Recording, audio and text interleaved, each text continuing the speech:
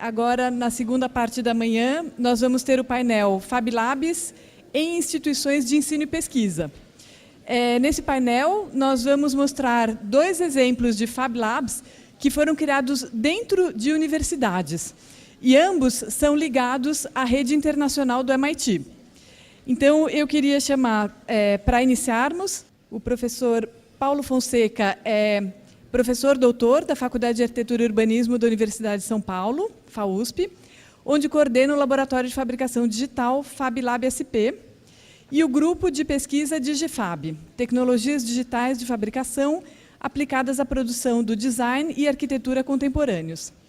O professor é arquiteto pela PUC de Campinas, de 81, mestre em Engenharia de Construção Civil e Urbana pela Poli, da USP, em 89, e doutor em Arquitetura e Urbanismo pela FAUSP, 2002. Então, muito obrigada, Paulo. Bom dia a todos. Eu gostaria de, inicialmente, fazer um agradecimento à organização desse evento, na pessoa da professora Gabriela Celani, pelo convite para estar aqui hoje. E acho que é muito oportuno, não é? Nós temos assim um espaço como esse, até para que a própria rede de laboratórios possa mutuamente se reconhecer, se enxergar e saber que dimensão, de fato, ela tem hoje e qual a oportunidade que nós temos de fazer ela crescer ainda mais. Então, assim, eu coloquei aqui os slides em inglês para a nossa convidada, a Cheryl, ela poder também acompanhar aquilo que eu vou passando. E esse título que eu coloquei aqui, né, fabricação digital, né, para quê e para quem, eu digo assim, para mim é o meu mantra, não é? Tudo aquilo que eu faço na minha vida acadêmica dentro da universidade, eu vim também na iniciativa privada, eu fui diretor de empresa, mas dentro da universidade, particularmente, eu tento sempre mentalizar um pouco essa pergunta, né? Para quê e para quem? Afinal, para quem, qual o meu objetivo, para quem eu estou trabalhando, qual o tipo, né, de capacidade, qual o tipo de alteração, não é, que eu pretendo através da minha intervenção. E dentro disso, e vamos dizer, dentro do espírito que foi com que nós fomos convocados para esse encontro, né, que é um pouco refletir a respeito dos Fab Labs e, de alguma forma, deixar contribuições, não é, para esse museu, ou melhor dizendo, para o Fab Lab que irá surgir aqui em Campinas, dentro do museu.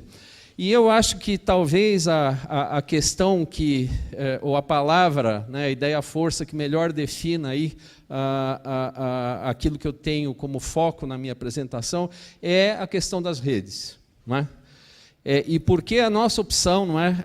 E aí falando, né, o Fab Lab SP foi o primeiro Fab Lab dentro do Brasil.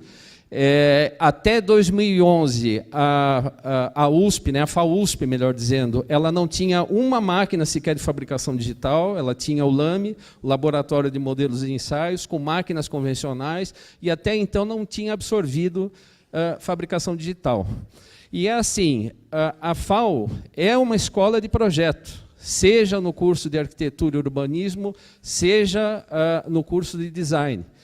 E, simplesmente assim, não existe ensino de projeto sem modelagem física, sem modelos físicos. Não dá. O modelo físico é parte do desenvolvimento de um projeto, seja ele na área de design, na escala de um objeto, seja ele na escala de um edifício.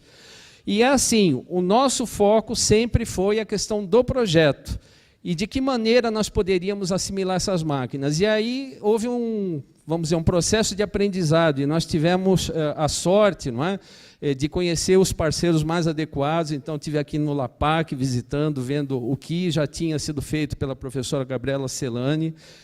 Tivemos a oportunidade de organizar 3 eventos internacionais, a professora também esteve conosco, a Gabi.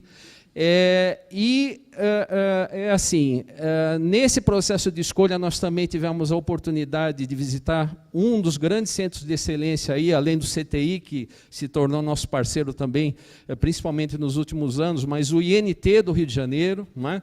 Que se dedica também às questões do design e é um centro de excelência. E por quê? Porque a partir da hora que nós tomamos a decisão de montar o laboratório na FAU, nós imediatamente passamos a ser assediados por aqueles que querem vender tecnologia, software e máquina. E nós tomamos a seguinte decisão: nos interessa assimilar a tecnologia não enquanto máquina, mas enquanto conhecimento. Por quê? Porque eu compro a máquina, no dia seguinte ela fica obsoleta. A partir da hora que eu absorvo o conhecimento não envelhece, ele evolui. E essa foi a nossa opção. E a ideia de se entrar numa rede, ou seja, nós não fomos o primeiro laboratório de fabricação digital, mas vem muito da ideia justamente de trabalhar dentro de um ambiente colaborativo. E aí eu gostaria de ressaltar 3 questões a respeito de rede. As redes são organizadas num nível de horizontalidade, ou seja, absoluta igualdade. Rede não tem dono. Não é? E como que as redes são formadas? Pelo mútuo reconhecimento dos seus membros. Não por uma autorização, não é? Mas por quê? Porque os membros se reconhecem mutuamente e, de alguma forma, legitimam a entrada de um novo laboratório. Segundo, elas estão fundamentadas em mútuo interesse. Ou seja, uma rede não é uma rede filantrópica. Interessa para aqueles que já estão na rede ter um novo laboratório, assim como interessa àquele que está fora ingressar e ter acesso ao estado da arte, que, de alguma forma, é disseminado dentro da rede. E, em terceiro lugar, dentro desse ambiente, o tipo de relação que predomina é a colaboração. E colaboração e confiança.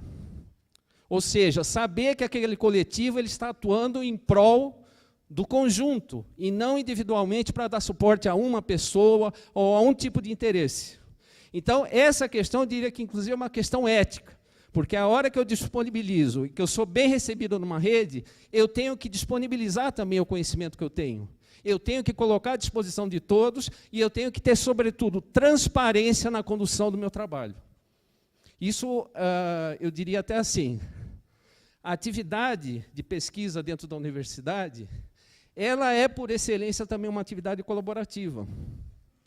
No entanto, às vezes, nós mimetizamos o mercado e a gente começa a concorrer entre laboratórios, entre grupo de pesquisa. E o que acontece? Nós perdemos carga, perdemos sinergia, perdemos a oportunidade de trocar e fazer melhor juntos.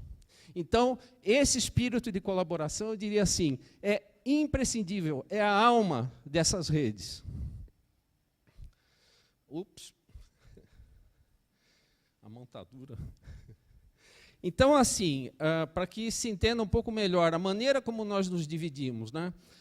O FabLab SP, que é o laboratório, ele seria, fazendo uma analogia com a informática, o hardware. Só que para que esse hardware funcione, é necessário ter um software chamado Grupo de Pesquisa Digifab. Se alguém perguntar assim, bom, como é que foram treinados? Né? Vê o pessoal da POD e fala, a gente quer trabalhar junto com você no seu laboratório porque você tem funcionários aí bem treinados. Como é que foram treinados esses funcionários? Eles já sabiam, eles estavam prontos? Não. Os pesquisadores ajudaram a treinar esses funcionários, que foram, inclusive, um pouco resistentes no início, mas que, quando perceberam a janela de oportunidade que havia ali, aderiram. Não é? Inclusive, assim, um pouco desconfiados, meio conservadores. Né? Eu lembro que, quando os pesquisadores iam lá e começavam a mexer nas máquinas, professor, está mexendo nas máquinas. Eu falei, mas qual que é o problema de mexer na máquina? Não é? E muitas vezes até colegas de outras unidades vinham, mas os estudantes mexem nas máquinas. É para mexer nas máquinas. Ah, mas não vai quebrar? Eu falei assim, eu perguntava para os funcionários, quantas fresas você quebrou esse mês? Um monte. Falei, por que o pesquisador não pode quebrar fresa experimentando, buscando alguma coisa? E isso daí acabou conquistando, eu diria assim, a confiança, aí vem de novo a palavra confiança, entre os técnicos do laboratório e os pesquisadores. Bom, falando rapidamente, eu não vou ficar me detendo em cada um desses tópicos aqui, essa daqui é uma linha do tempo, não é? Alguns já devem conhecer, mas é importante que se diga. Não é? Nós só tivemos a primeira máquina em 2011. Agora, a reflexão começou em 2009. E partiu da onde? Da pós-graduação. A pós-graduação foi que deu start, e assim, foi um trabalho coletivo, não é um trabalho de um professor, de 2 professores, mas é uma construção coletiva entre os professores e aqueles que participaram dessa disciplina, e que continuam participando e agregando mais valor àquilo que nós vamos fazendo. Muito importante também foi esse convênio que nós celebramos com o IAC em 2010, o Instituto de Arquitetura Avançada da Catalunha, que é quem tem o maior laboratório de fabricação digital no sul da Europa, o FabLab Barcelona. Então, nessa oportunidade aqui, em que nós celebramos esse acordo, eu diria o seguinte, que nós passamos a ter a porta de entrada para a rede FabLab, que acabou se consolidando com a participação, né? Tem várias pessoas que estão aqui, inclusive, que participaram, né, dessa viagem aqui a Lima, quando foi inaugurado o primeiro FabLab da América do Sul, em 2011. E nós fomos já aceitos como um grupo iniciante nesse caminho da rede FabLab. Eu creio que o mais importante nesse reconhecimento, não é, dentro da rede, é o fato de nós termos saltado de uma situação onde não tínhamos absolutamente conhecimento, foi um processo de aprendizado, e dar um salto para o estado da arte. E aí vem novamente a questão da rede. Por que um laboratório que trabalha fechado, né? E não é o único laboratório da USP que nós temos que trabalha em fabricação digital, mas é o único laboratório que está aberto para todas as unidades, e, diga-se de passagem, aberto como atividade de extensão ao público. Muitas vezes se fala, não, olha, o laboratório da FAO é fechado, o laboratório da FAO é fechado à comunidade USP, o laboratório da FAO não está aberto ao público. Não é verdade. Não é verdade. Então, aqui eu vou rapidamente, o primeiro FabLab Kids, né, sobre a batuta aqui do Alex, que foi, inclusive, o tema também do mestrado dele. O primeiro FabLab que justamente marcou a inauguração do nosso laboratório dentro da USP. E aqui eu diria o seguinte, que nós, cada uma das visitas que nós tivemos, por exemplo, de alguém que vinha do exterior, nós aproveitávamos e fazíamos um workshop. Nunca perdemos essa oportunidade. E sempre tentando fazer uma proporção mais ou menos assim, não é? Alunos, não só da USP, mas de fora da USP, e comunidade. Comunidade, aberta à comunidade local. Em 2012, nós criamos aquela que eu acho que até hoje ainda deve ser a única disciplina a respeito de fabricação digital dentro da Universidade de São Paulo. Quer dizer, já tem mais uma agora, que inclusive é de um colaborador que ministra essa disciplina comigo na pós da FAO, que é a respeito de estandarização virtual, da linha de montagem à fábrica digital. E por que esse tema? Porque, assim, nessa questão da fabricação digital, cabe a nós, enquanto universidade, e particularmente as universidades públicas,